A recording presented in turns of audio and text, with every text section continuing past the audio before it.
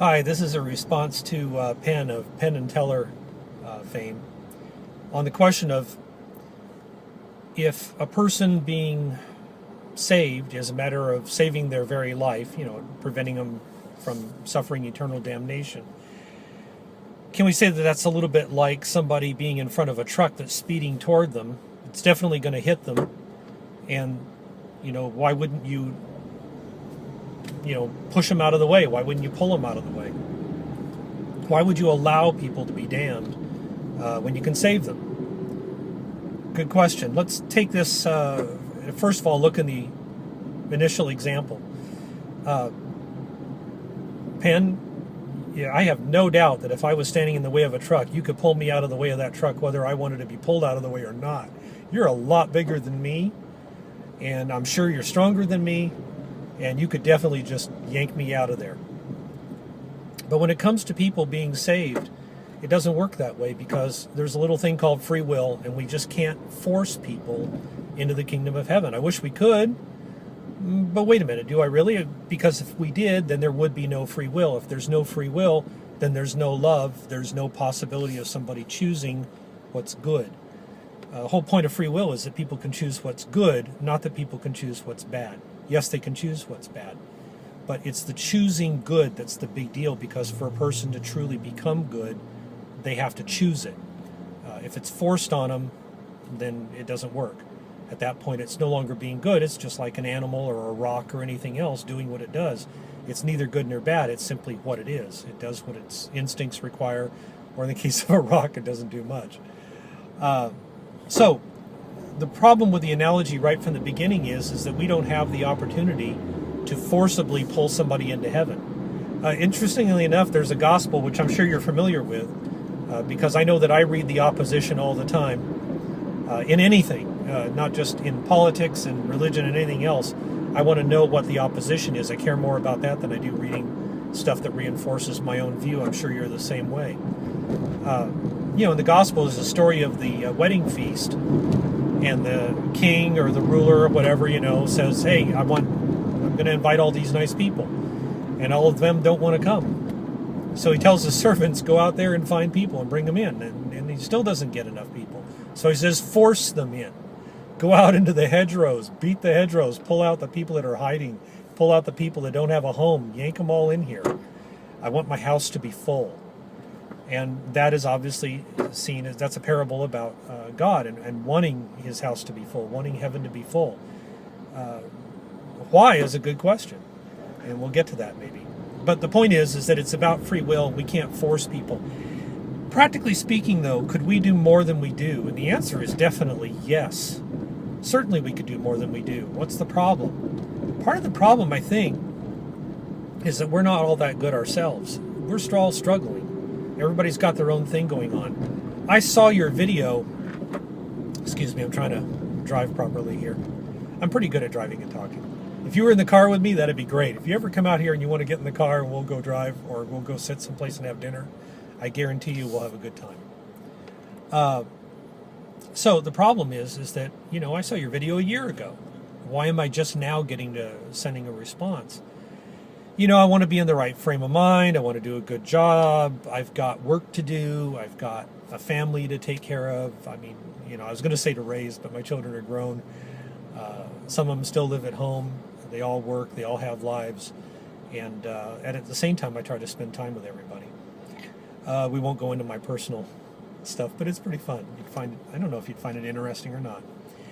The point is that we all have lives, and I make an assessment, right or wrong, and you can well criticize me for this, but I make an assessment of whether and where I should spend my efforts.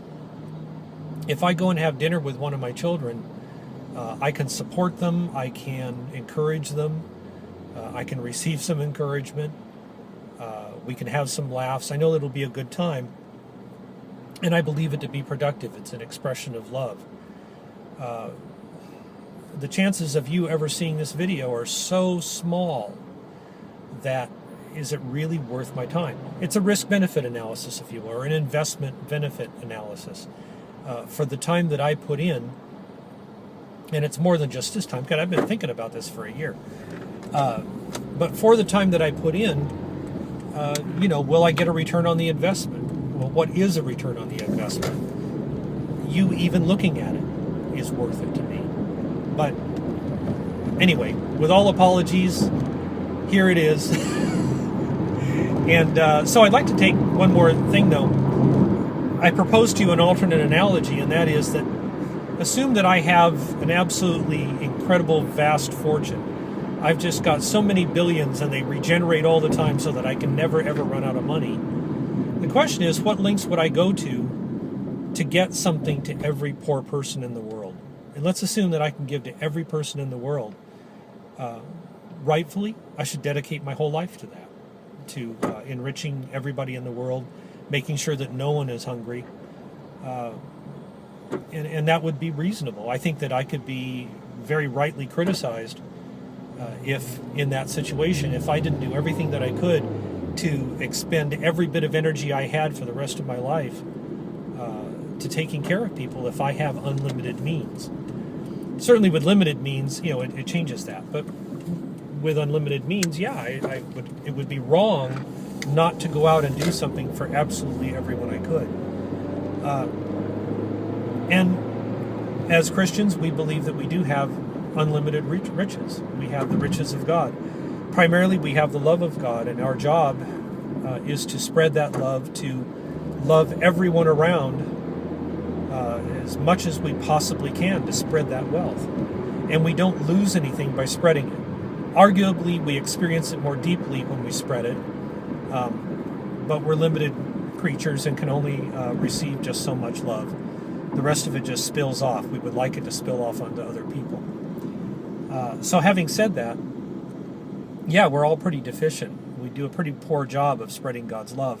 Some actually do the opposite. Some work against it. Sometimes it's confusion. Sometimes it's ignorance. A lot of the time, our own desires, our own faults, our own woundedness, I hate using cliches, but our own woundedness gets in the way. Somebody grows up with a lack of parental love. It makes it very hard for them to give love.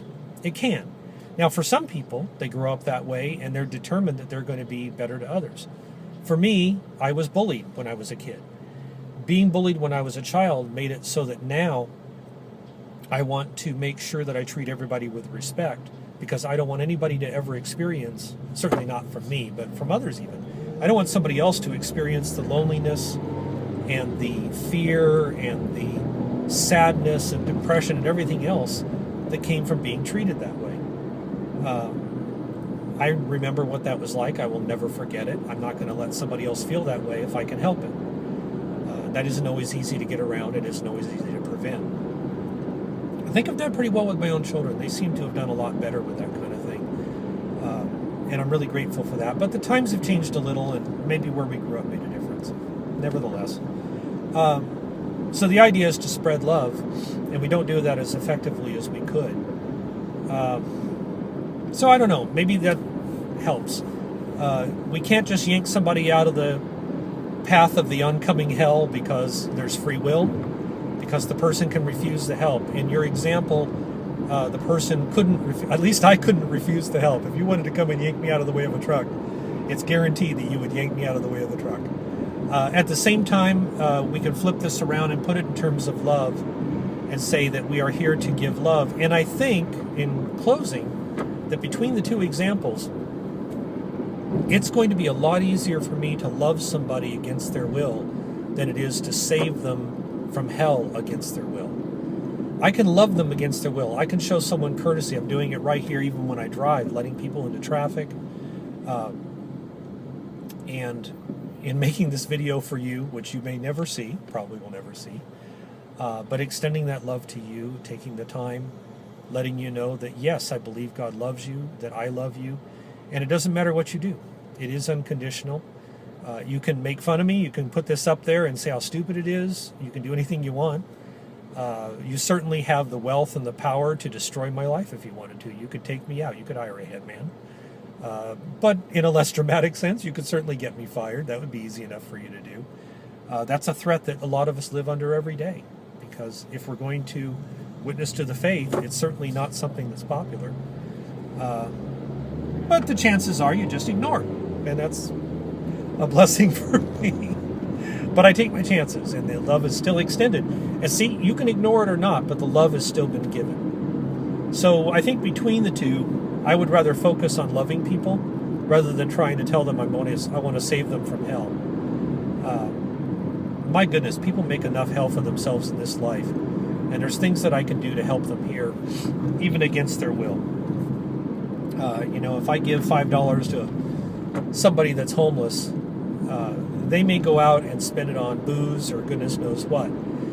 That's their choice, but it's still given. So when we give charity, it's still given to them. We can't give them some kind of magical way that they will spend it. We can't control what they do with it any more than we control what people do with almost anything we give them. I'm probably rambling now. We'll give this another try later, and we'll see which one of these, if any, ever gets to you, or which one people think is a better one. I don't know. Anyway, Penn, I would love to spend time with you. I love you. I care about you. And if I could pull you out of the way of a truck, I would do it. But at the very least, I could love you. Take care. Peace.